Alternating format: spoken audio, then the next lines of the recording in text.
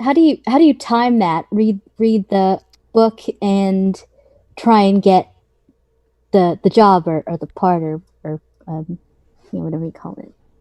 How do you time that to try and So there's an audition that happens, and auditions are the wonderful thing about this industry is that unlike writing a book in the older days where you sent your book off to a ton of publishers and you got back a bunch of rejection letters, you don't get rejection letters. You either they hire you or they don't. But when they don't, most of the time you don't even know.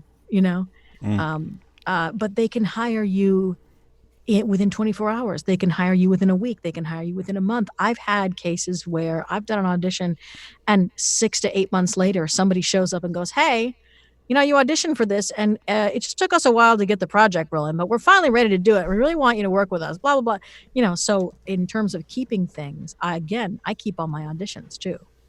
Mm. that's good. You have to.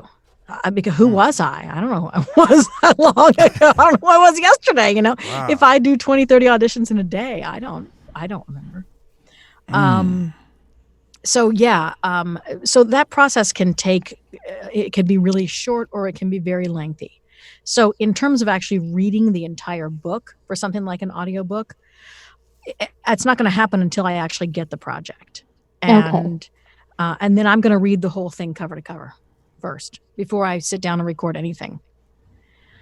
And as I read, I'm going to notate who the characters are, right? I'm going to write things down about them and things like that, and then come back and start that process.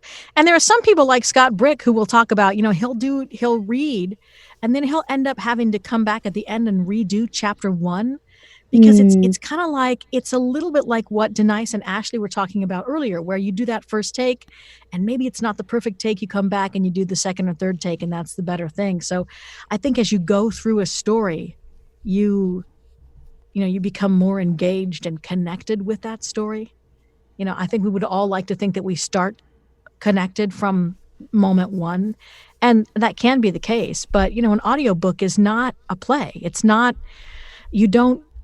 like doing Hamilton. You don't go in day after day with the cast and rehearse and rehearse and rehearse. It's you know Mm. um it's just not done like that. Yeah. So sometimes you can get more deeply into it at the further you go through it, if that makes any sense, and it then come does. back and redo the beginning bits. Does that help?